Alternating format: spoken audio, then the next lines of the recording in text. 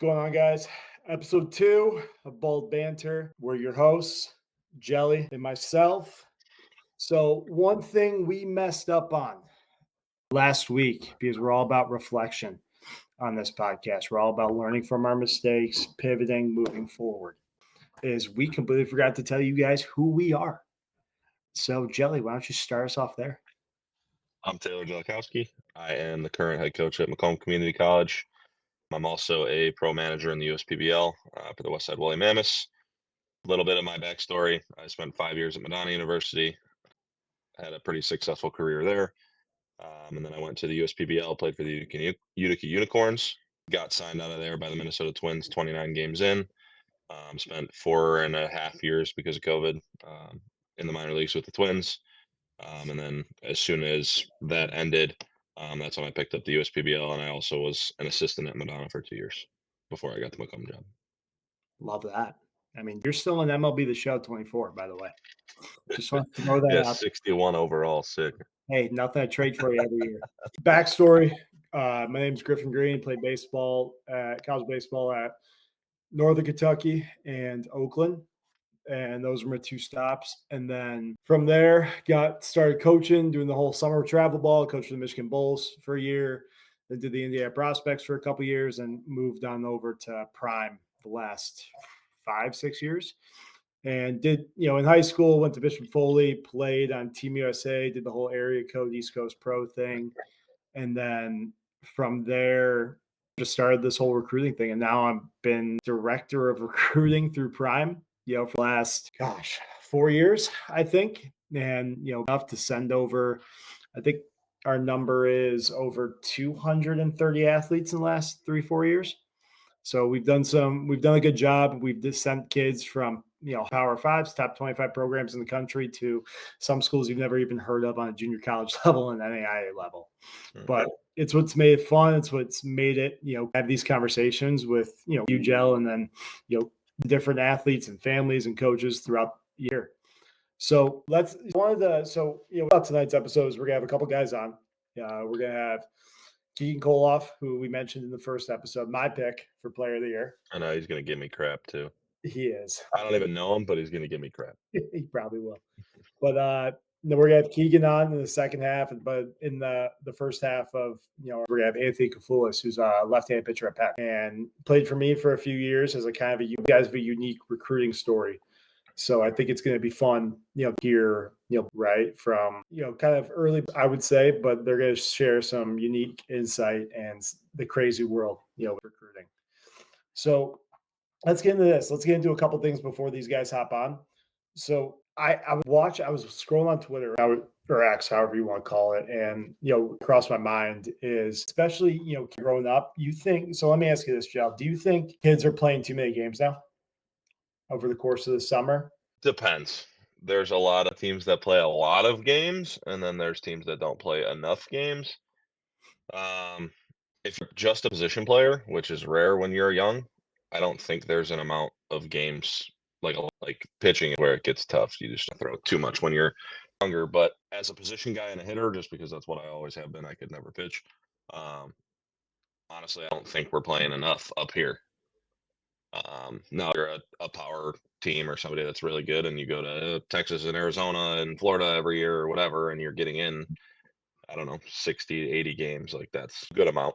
Yeah, no, I agree. I think, I think there's a good balance, right? I think, I don't really want to touch more on the youth side, because I think the youth side, too many games are being played, not a lot, the basic fundamental, Agree with, but I also think, like, you have to have a lot of that game experience, right? And you just become more comfortable. Some guys have a tendency to play better when it's warm out, it's cold out, and kind of forth there. But it kind of, I would say I want our guys play, games a year, right? Like you said. I think that's kind of the, tournaments, because that way it gives, family, it gives coaches and also families realistic expectation, right? And, another one to get into is, what actually had a conversation with a family this past week, and kind of like, what are the initial steps to help get recruited, right? Or kind of recruiting process. And for me, I've always said, with social media, right? Meaning, profile, right? Start Instagram, right? Getting comfortable posting stuff because it's an easy tool, like we about the week before. Also, look at those camps, right? 5 or 6 schools that you think be realistic based on your metrics, right? And pick out those 5 or 6 schools that you want to go to camps wise, and hit those camps, or summer, sophomore, junior, school, head around those camps, and then, or a showcase or a workout, however you want to put it. And then we can kind of go there. Right. And then, smaller workouts, stuff like that, showcases, build from there. And then that will just kind of help that process. Right. But it also gives instant feedback. You camp and you throw, an hour, cool, great. Let's try to make, how can we get that number better? Right. And that kind of a better understanding of what to work on in the off season. Right. Would you agree? 100%, 100%. And those camps they're hard at times, but you said it perfectly. Like if it's somewhere you genuinely think you could play and you want to go, like you get in front of those coaches one way or another, and that's the best way to do it because you're working with them directly. It's not like you're hands-on with the coaches that you want to end up being your coaches. But like be about it. They're not cheap. Like it's gonna be something that could be worth your while. Like if you're just mindlessly going to every camp you can find, like you're throwing money down the drain because that's not what it should be about.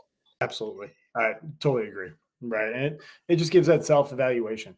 Right. Right. You camp, and there's going to be tons of guys who are either at your caliber, below it, or, right. And you're going to be able to give that honest feedback. Right. So let's take a pause and Okay. let's get into the first interview ever on Bold Banter. I'm Couldn't be stressed. more excited. Right. I'm gonna intro this guy a little bit. This guy's from Orchard Lake St. Mary's, right? Left-hand pitcher, thought he could hit back in the day. They all Attempted do.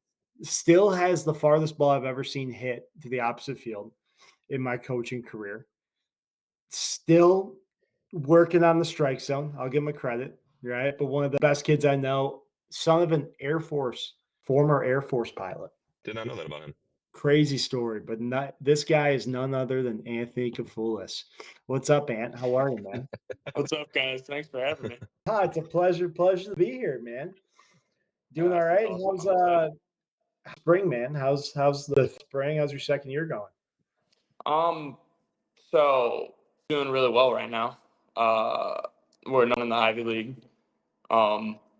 Academics are going to be how they are at school, but our last few series of the season, we're looking to finish strong and hopefully host playoffs at home. No, that's cool. That's awesome, man. That's so. Let me ask you this. So, known you since what? You were 13, 14 years old, Yeah. right? So, Obviously, knowing your brother, who Michigan, right? And let's get this. So, take us through, for people who don't know you or people who don't know, kind of through the whole, how it all sparked for you, right? yeah.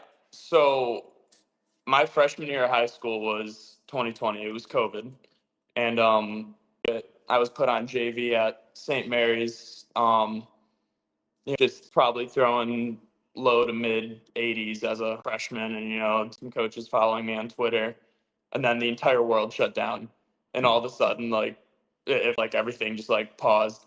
Playing for you at the time, and calls from schools and reaching out to schools, and you were getting me in contact with guys. So my first call almost immediately after COVID shut everyone down, and ended up receiving my first offer maybe 2 or 3 months later after that, as into sophomore year, during summer, and receiving interest from all over, from like power to mid major to lower mid major, and you were open the entire time, and recruiting from like freshman, thinking like start of junior year.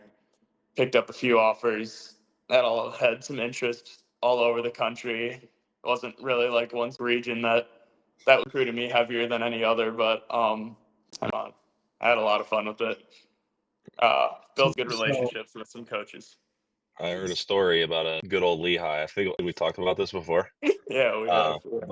one of Karn's best friends was the pitching coach at Lehigh, and he Yeah. was like pulling all the stops for you. And like we at the whatever the big conference is, I don't even remember what it's called. Um, we were at a conference and he was just saying like, I ended up going freaking Penn. It was so funny. He's like, dude, I tried so hard. He's with the Astros now, so he's doing fine. But Yeah. Yeah. it was hilarious. And that's when I first heard about you. And it was all around some of the St. Mary's kids like Hudson and Parker, and Cowdrey and all them. And it's like, yeah, we have a kid throwing 85 at left-handed on JV. And I'm just at my high school, dude. Come on. He's Come not on. doing himself justice. Here's Yeah. what actually. So we had the showcase down in Indiana, right? And drove with me somehow. I don't know how I got roped into this, but no one's parents wanted to drive down, so I had to drive everyone down, right? And we had a showcase, and Ant like never was training with our guys for primetime velocity, now 3PD. Right, he was training with Brendan Kelly and Max and all those guys. And to Ant's credit, man, he balled out. He 90 miles an hour from the left side, right? Yeah. Like, you watch the video, though, the ball, he had no idea where the ball was going. Oh Right? my God. Now, way out than what it was way back when. But no, he, to his credit, man, like it was the craziest, probably 3-month stretch. I think him and like he went through. I kind of because it was COVID, right? Like college couldn't talk to him. Right. So I had to feed into I had to be like an almost. You had to be my middleman. I set up all these phone calls and I'm on the phone with Power 5 and some schools in the SEC, and I'm like this kid. I'm like the craziest thing, but that's how it all started, right? And that kind of the reason why I had Ann on is the reason why I have you on is because your story's crazy, right? So tell us how you ended up at Penn, right? Because I think it's unique because you yourself in football, right? Yeah. My year of football, playing Brother Ice, and I was going out to make a block, and I had some guys like on me and fell on top of me, and I snapped my tibia. I broke my leg, dislocated my ankle, tore everything off the inside. So all of a sudden, I was going out to it was Northwestern and Southern California. I was going out there in the 2 weeks following that game, on coaches and all that, and all of a sudden everything. I'm like, okay, next steps, get surgery, and then after surgery, my recovery looked like, and so I started texting all the coaches that were recruiting me, like, hey, my leg in football, if you're willing, I'd still be very interested, super talk to you, and the coaches did lose interest in me, and like to some extent a business, and I understand. You're gonna want to recruit a guy who you're gonna know when his next time he's gonna pick up a baseball is, but reaching out and we're like, yeah, appreciate it if you came out on a visit. Penn being one of them, and out to Penn, I'm crutches hobbling around, all the way across campus. It was brutal.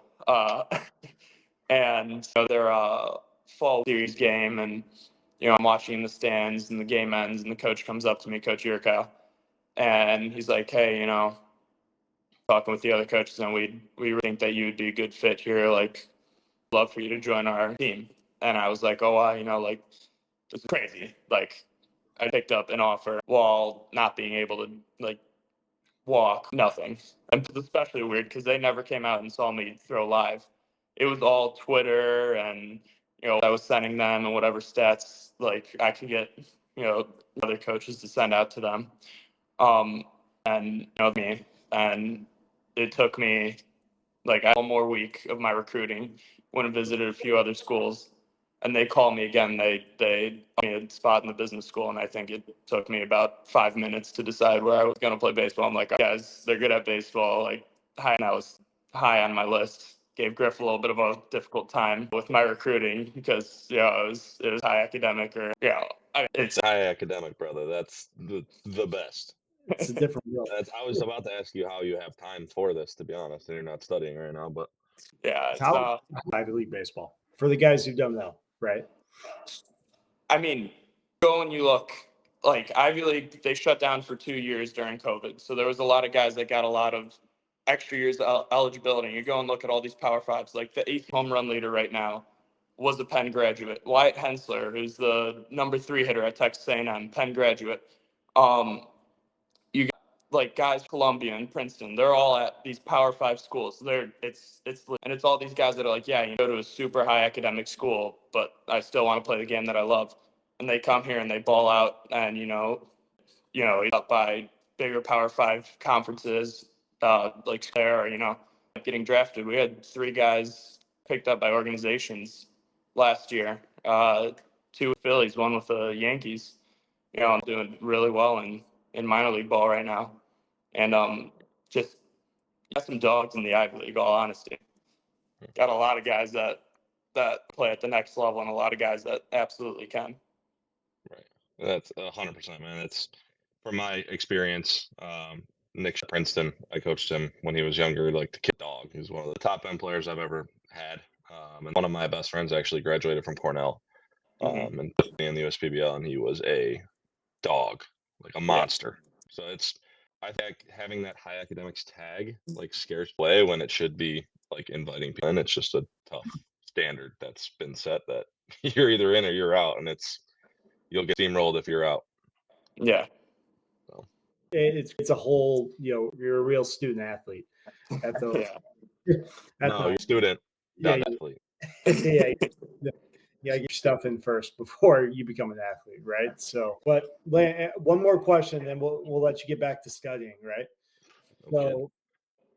So if you had to give advice to the group kind of coming up, right? Those sophomores and juniors, right? What advice would you give guys?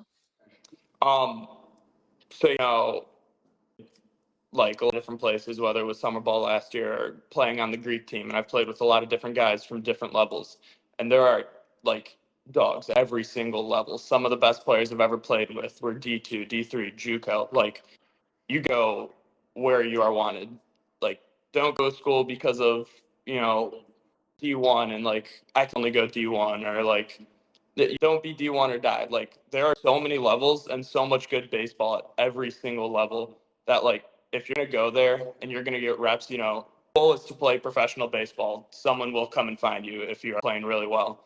And winters ago, I was coaching some younger kids, and I was telling them, like, listen, everyone wants to play baseball. Everyone wants to be D1, want to go all these places, but like, guys like Mason Miller started in D3. Now he's 100-mile-an-hour arm up with the Athletics, like one of the best pitchers in the MLB right now. There are dogs everywhere, up and down the list. You just got to go someplace that you are truly wanted by the coaching staff, and fits what you want to do later on in life. No, that's you nailed it right on the head, man. Spoken like a true Penn guy. Yeah. But anything? Yeah. Just appreciate your time. I know it's not as easy to be on here, and I was kidding, but I'm not at the same time. So we appreciate you taking the time out to share your story, and wish you the best the rest of the year. Yeah, no, thank you guys so much for having me on. Yeah, we plan. All right. Good luck the rest of the year. Well, I'm sure I'll be talking to you soon. All right. Say hi to the family for us. All right. I will. Absolutely. Thank you guys so much. All right. Appreciate it. He's a grade A kid, man. I think what's cool about, Ant's whole ordeal, and Ant's kind of like you take a kid who, had tons of potential, and he's, the potential, right? And I hate that word, right? But 6'4", left-handed, throws hard, right? I had struggle finding the zone, right? That we kind of, but he's a true kid, man. He worked his absolute tail off and still does. And every single day in the off season, he's back with us training over at 3PD, as well as, there in the facility, even with football. He'll go football practice, and his old man would drop him off at the facility at 7:30 at night, and he'd make sure he get his reps in. He's one of the best, man. Absolutely. But I was there when I was doing the primetime catching back in the day. He was there every day. It's like, yeah, we like randomly talking one day, and it's like every day he'd be there. I'd just be like, "What up, dude? How's it going?" But yeah, great kid, phenomenal kid, and as well spoken of an Ivy League student as you would expect. I mean, you're talking to like half the time, right? But so let's carry on to the second part, right, of the interview series. We got none other than my Mr. Baseball pick, my guy who's going to Missouri, Mr. Keegan Koloff. How are we, sir? Good. How are you guys? Can you hear me? Oh yeah, look at you in your jersey tonight. Did you guys win or no? Yeah, a lot. All right, So, I like it. yeah, Offensive game. day. Fun game. Very offensive day. Dude, I heard, real quick, I heard did you go 4 for 5 the other day? Yeah, I'm Being- currently for 7 on the season, left-handed. I faced a kid throwing 88 on Monday, and I turned one into left center and hit it inside the Parker. So Oh, just a typical PO. Yep. pretty much. Dude, it's a kid from LSU a few years ago who just hit the pinch hit. Dude, he's gonna be saying that next year. That's Yeah. hilarious. Well, man, welcome to the show. Welcome to Bald Banter, man. Thanks for having me. I was about to say, do we do that every time we I say see it? where the name comes from because you That's guys are it. both bald. Yeah, That's a lot of head right there. I'm gonna It ship is. you guys some Bosley. How about that? We'll get you guys going on that. No, we're good. We like being bald. I Oh, wake up every day and I look like this. I don't got to worry about anything. oh, same Handsome here. man. Yeah, I love it. I appreciate it. Well, Kings, dude, we wanted to have you on because I think experience, right? Like, with Anthony a little bit, journey through COVID, right? But dude, you're kind of last probably couple of years has been something like I've never seen. From craziness to, I mean, I'm gonna get into it. I'm gonna let you get into it, let you run with it, right? So kind of from the beginning, right? Before you went to, but when you were a young lad throwing for Birch Run. Right. So I mean, obviously, like baseball was like nothing I even thought about. Like I thought I was gonna be in the NFL, and then I played a factor in that, and I was like, yeah, we're not gonna do that. No. So I moved to Birch Run. I think I was in 7th grade, and I decided like, oh, I'm gonna try it this seriously.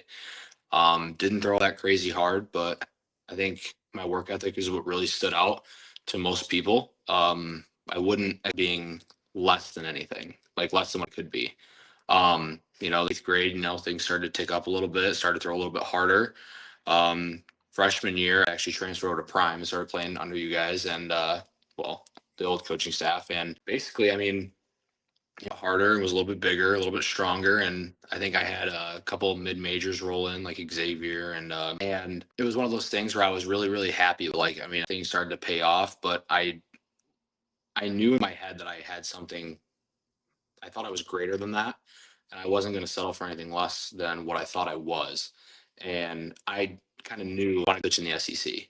Like that was always, it wasn't in the back of my head, it was in the front of my head 24/7. It's all I thought about. It's how I trained. Um, I would say my sophomore year, recruiting was still pretty low. It was about the same, just the mid majors, the lower division ones. That summer, I had gone and pitched in futures games, and I lit up the radar gun and had a lot of success there. And I think that's when I started to see a lot of the bigger schools coming around. I mean, Griffin a little bit, where August was at first when they can first contact you.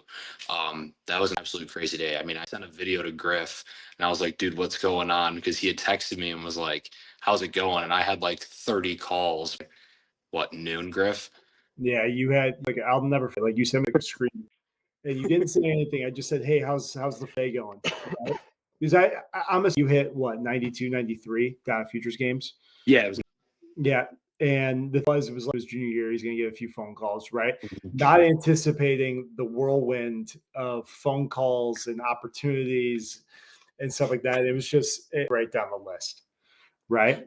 Yeah. So go ahead. No, it was a lot of fun. I mean, my fall today was Auburn, and then it was Michigan, and then some other powerhouse SEC, and then a lot of, I think, pretty much every Big Ten, and ACC. I think at that point, that's when I really started to realize, like, okay, this is I've worked for. This is, and coaches in the past tell me I would never be that good, and to stop worrying about getting recruited, and to stop, striving, because whatever would happen, what I think the greatest thing I could have done for myself, and which I did, was I didn't let other people dictate my future. And I kind of just was like, okay, like I'm going to do this. I'm sure other people that have done it have had the same problem and they did it. So I think I just kind of like was just like, all right, like if we're going to run with it, we're going to go.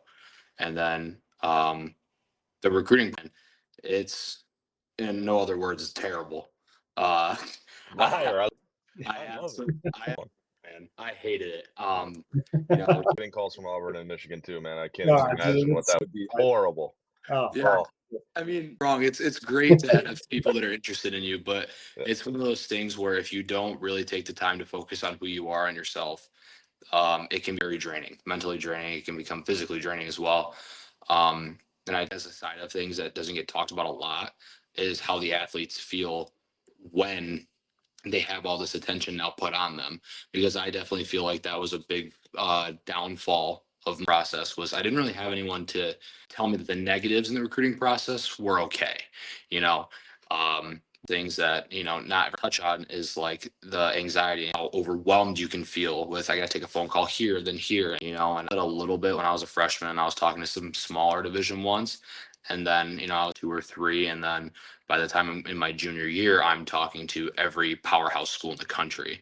And now it's just like magnified on the biggest scale. And it was just one of those things where it was scary, because at the time I was living in Florida. So I don't have guidance from my parents in the way that I would have liked it. I'm just like adulting at 17 years old. And it was one of those things where I'm absolutely thrilled that it happened, and I'm thrilled I had that experience, because now I can come on podcasts like this and I can share that to younger guys who are maybe coming up the reins, who don't understand that they can be stressed out about the recruiting process, and like they can, like, they have no idea what's going on, and they have no idea what they want to do, and that's totally fine, because that's how everyone feels at some point in time during it, because I know I did. I ended up to make my commitment to Kentucky, and junior, didn't great, not ashamed to admit that. Had a rough year, battled with stuff, just getting my head in the right space. Injuries here and there, nothing major, thank God. And ended up decommitting from the University of Kentucky, and ended up finding a home at Missouri, who the head coach, Carrick Jackson, had actually recruited me when he was at Memphis. So, and honestly, it was like, okay, if this dude's gonna give me a second shot and come back around, he must really care about me. So, heard him, and I loved everything he stood for. And I decided that, if I was going to play under somebody, it was going to be someone who really cared about his players and who cared about my future. And I think that's the biggest reason of why I chosen with the University of Missouri.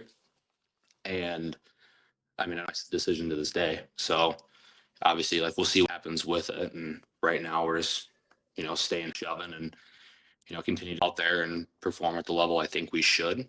And, see what comes with everything. And I'm just excited to see what happens. For sure. And I think you touched a lot, Keegs, and I appreciate you sharing that, right? We appreciate it.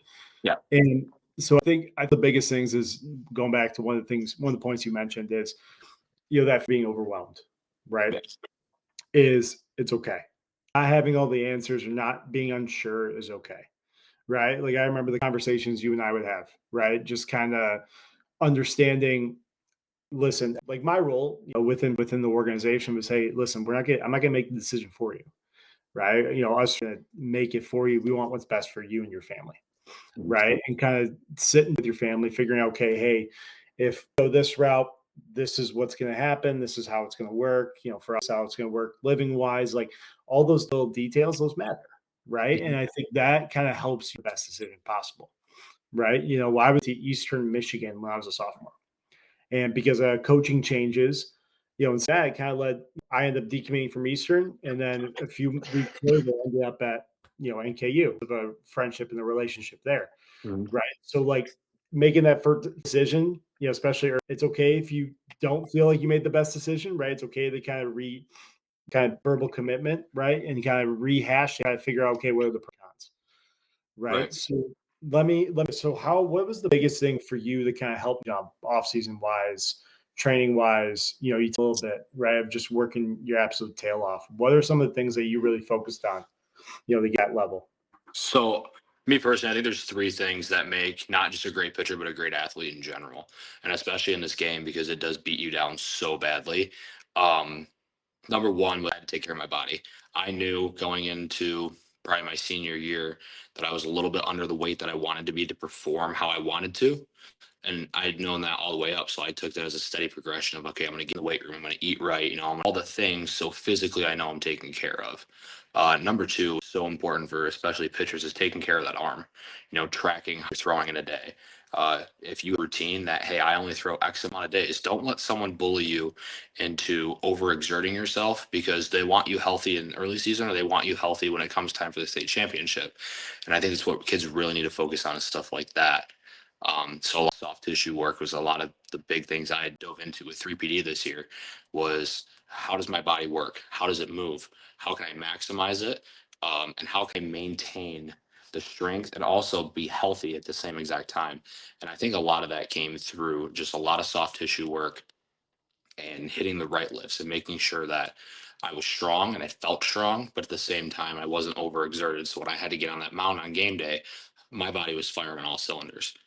Um, and then the mental part of the game. I think Hakeem said it best. He said the people that don't believe in themselves get washed out of this game very fast. And you see it all the time. You know, you say get drafted in that first round out of high school or out of college, and they sit in single A or double A for their entire career. And it's like, well, why didn't they pan out? Well, I can tell you 99.9% of the time, it's not a skill issue.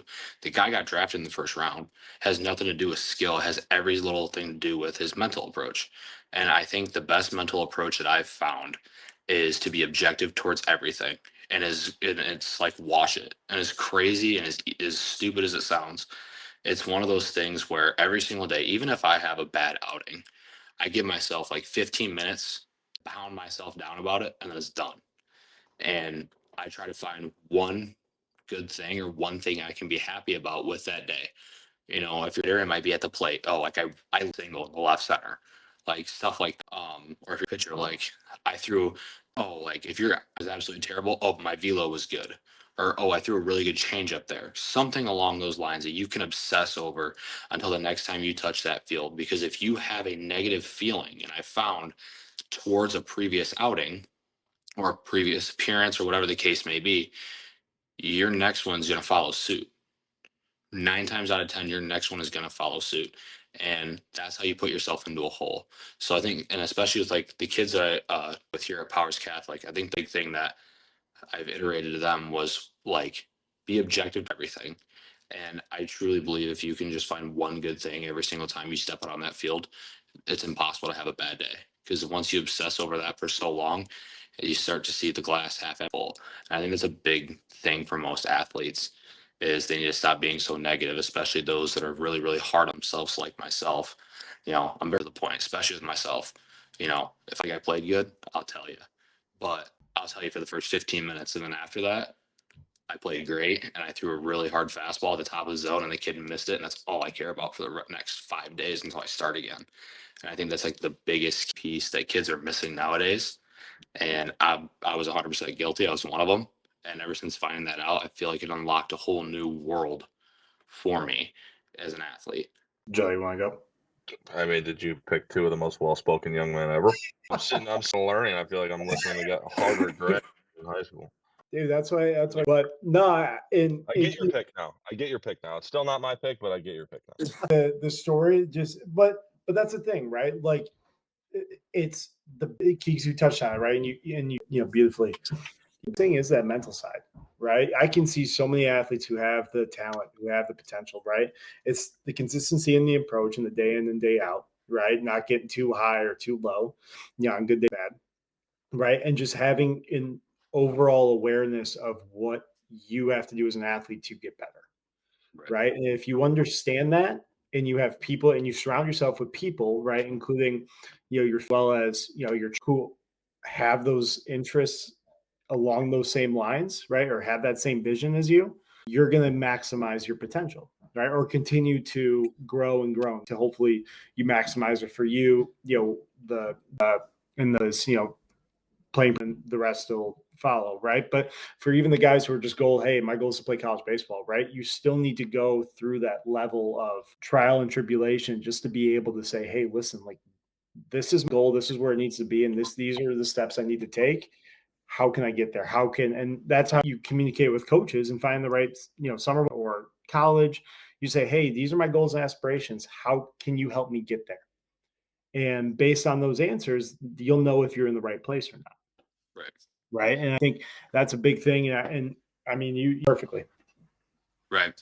I mean, I also like a thing that I picked up on a few like mental things away because obviously that was like a big thing I wanted to work on this off season. Like I knew I had it physically, and my arm had it. And it was like, okay, how can I like myself into believing that I am untouchable? I'm the best ever, no matter what is going on. And I think one of the big things was instead of like, obviously like wishing things existence, right? And I was always like, okay, that doesn't make sense. Like it never made sense to me. I didn't understand how it would work because that's like lusting for, and that just doesn't sit like awfully well with me.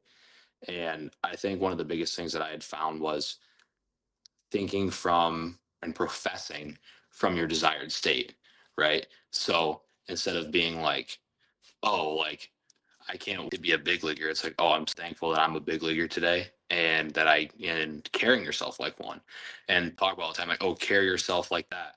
But what does it actually mean? Well, to me, I think it means that not only do you think that way, I think it's more of you profess it. Like if you go around and say, oh yeah, like I was drafted in the first round. Okay, cool. There's a million other kids that want to, versus I'm in the first round, like, and just saying it, stating it, and knowing it, because I feel like that almost like puts it in the universe of like this is what needs to happen, and I feel like your mind and your body will start to align yourself with that feeling, and when your body and your mind will start to be like, okay, this is what it takes, and this is what we need to do, and then I feel like it takes the pressure off, and then you just do it, and you put yourself in a really good position in order to accomplish that goal. And I think that goes with anything. And I think that's a huge piece too. No, I mean, we agree, and I know I can speak for Jelly in that aspect, but I think the thing is you nailed it right on the head. It's just that understanding, like, hey, saying like I believe like within I'm going to be such and such within the company, right? Like there's no B, right? Like there's saying I'm going to do it. I'm going to figure out a way to do it. And if that way doesn't do it, I'm going to pivot, figure out a different way. But this is going to happen, right? And speaking and kind of living that expectation, right? And just saying, hey, this isn't this. I'm going for it. And until something outside of my control tells me to stop, I'm gonna figure out a different way. But then we'll stop and then we'll readjust and kind of go. But no, man, I think so. I mean, Joe, you think? No, I mean, just first off, just the idea of being relentless and like having no option, like no plan, just that was life. And I'm not trying to just talk about my career all the time, but like I was complete opposite of you. I was not recruited at all. That's why I messed with you right when you said that. Like I had option. It was Madonna University. It was a walk-on spot, and if I wanted to play college baseball, that's all I had. That's what I had to do.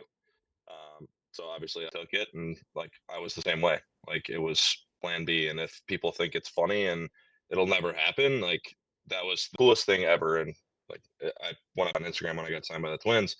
Like I ended it with like, look at me. And like I like as simple as that mantra is it was the coolest thing in the world to me, right? I had specifically one teacher at my high school that told me I couldn't do it, like kind of like told me I couldn't do it to my face, and that I was wasting my time and I should just enjoy my senior year of football. And that was like drove my entire career. Just like watch this. My dream was to make it to the big leagues, which I got close, but I didn't get there. But like getting in the newspaper of me in the big leagues and slapping it on his desk right in front of his face. Right. Just like you created a monster. Right? That was my dream. That's what I've always wanted. But like you're going to you're a very well spoken kid, man. And like I have nothing but the best, and it is a journey and it is a grind, but the end is so worth it, man. Like it's again, you're in a really good spot. You're going to the SEC. That's something I always dreamt of as a kid. But even that, like, it is the coolest thing in the entire world playing professional baseball.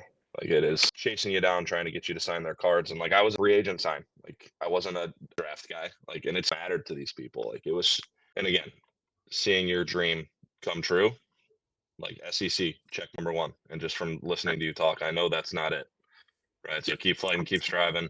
We're obviously here for you. I know you don't know me, but I'm here for you in any way, shape, and form that I can be. You know, Griff. And I'm sorry you weren't my pick, but I love Hudson Brashevitz. I don't know what to tell you. It's all good, man. I love him. I've known him since he was 12. I love him.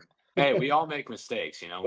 There's one way to find out. So, Keith, before we let you go, one thing I ask you: give me one thing that you're looking forward to most going into Mizzou next year.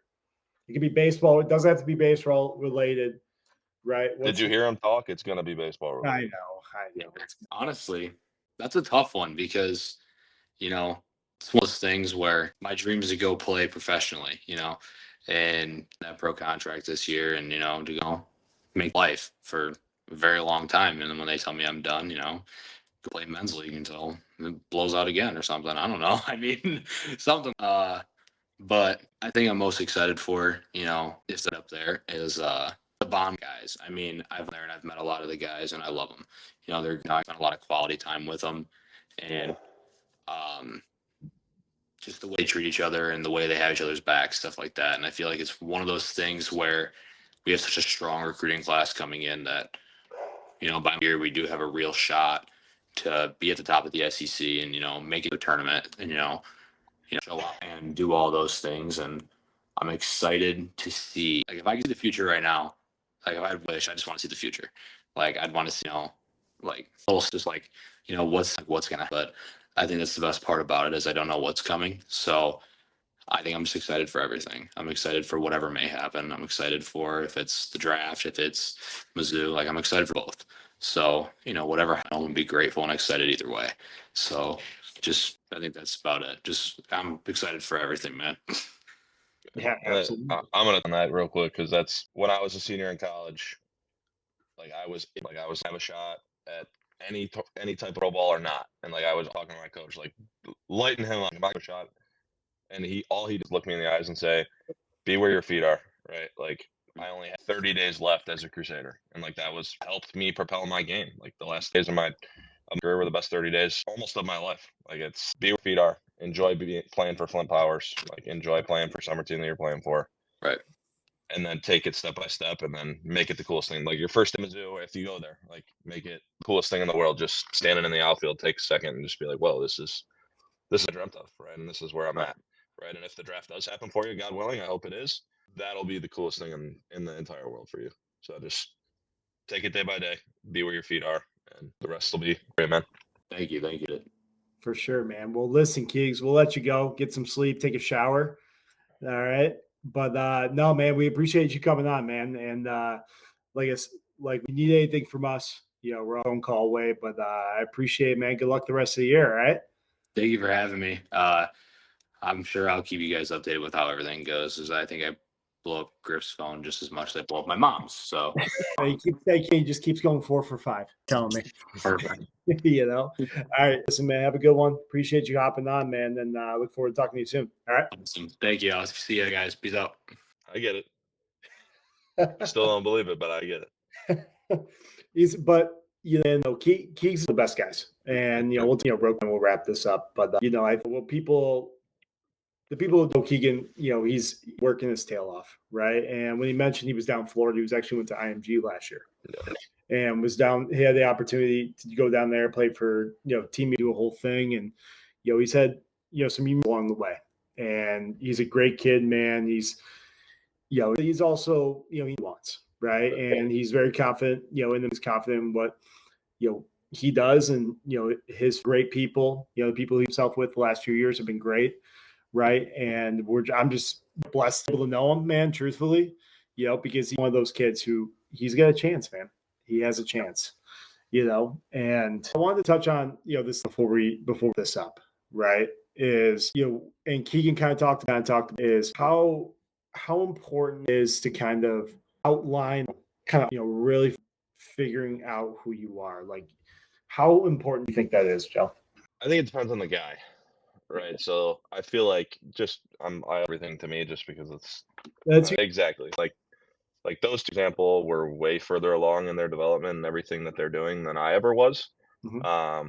So like way different, and the way I obtained them were way different than either of them, right? Like they can kind of put down and they want a structured plan and they want this, that. Like the way I got better was a tee, a ball, and my headphones, and that is it. Like that's I did every day. I would like even when I was playing, like I'd wake up and lift because I always had to lose weight, so I would wake up and lift. Yep. And then I'd get by myself for 3 hours, and if I was lucky enough to have somebody pop in and just be like, "Hey, you want me to throw you a BP or soft toss for you?" Cool. If not, like I'll hit on the tee by myself for 3 hours every single day, and I'll love every second of it.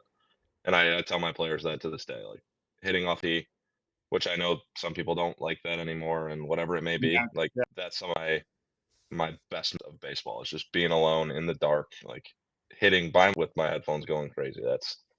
That's it. Like it's everyone's about routine, and yes, it for sure. Like I had a hitting routine when I was doing that thing, but I think just the art of trying and caring and like trying to be focused, but you don't have to be like I need to stick to this structured plan all the time, right? Like yes, it's important. Yes, it'll help you, but like as long as you care enough to just be the word relentless again. If you're just going crazy at it all the time, like any work is good work, in my opinion, unless you're doing like stupid lifts or something dumb that's gonna make you tight. You know what I mean? But like in terms of hitting, like any form of hitting, machine tee, flips, whatever. Like there's no way to hit. Like you just try and figure out who you are as a hitter and how you can continue to improve. So again, I'm a little bit different just because I was where I was compared to all you guys. So I had a little bit different of a journey and upbringing. I didn't even play fed ball until I was like 14 or I played St. Malachy. So it's just everybody's done. That's the thing that I could say. It's different. And I mean, regardless of background, right? Like my background, man, played at Michigan State, out for the Angels a little bit. So I had that natural, baseball. But at the end of the day, I remember I made that, I think from the age of like 9 till I was like 14, 15, it was always my old man always forcing me to do it. Right. It was always like, hey, we have to go hit. Hey, we have to work on this. Hey, we have to do this. And then when I was 16 years old, I kind of made to say, hey, like my goal is to play, Division 1, right? That was my goal. Right. And, having my back pocket, but it was true, it was a blessing. But at the end of the day, like to your plate, the amount of times I drove up to, we're from Rochester, the amount of times I drove up to Rochester High School and just hit, right, by myself, just to get, it also helps you understand who you are, right? And understand, like, if you experiment with something with your hands or your feet or, just get yourself to feel good, because that's nice. I personally, 95% of hitting is feeling good.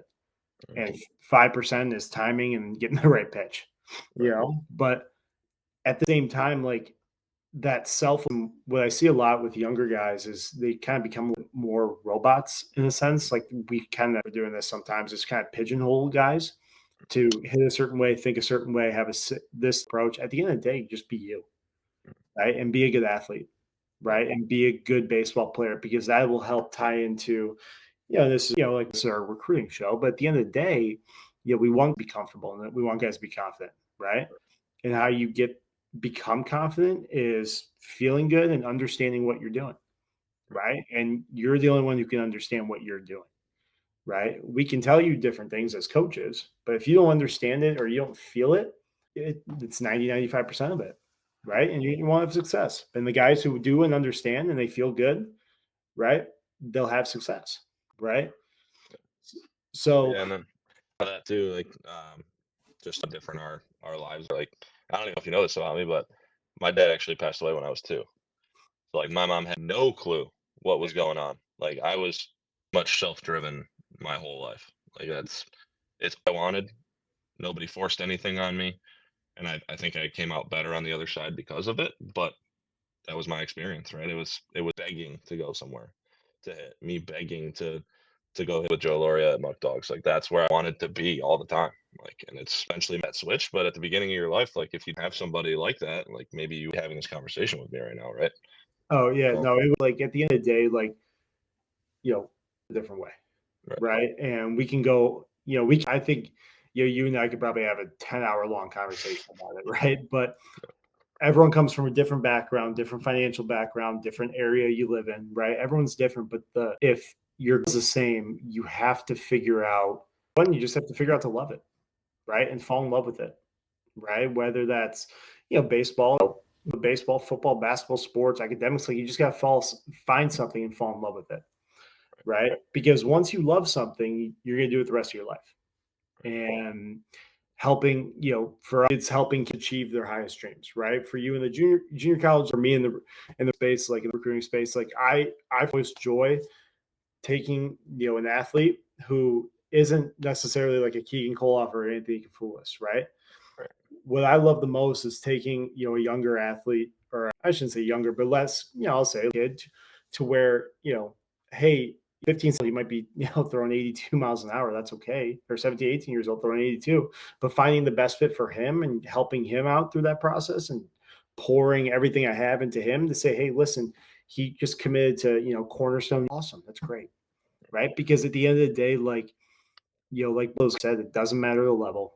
It doesn't matter where you go, right? You're a prime example, right? Playing, pro, like it doesn't, right? But it's all about doing what you love, having those expectations, and kind of committing a higher standard.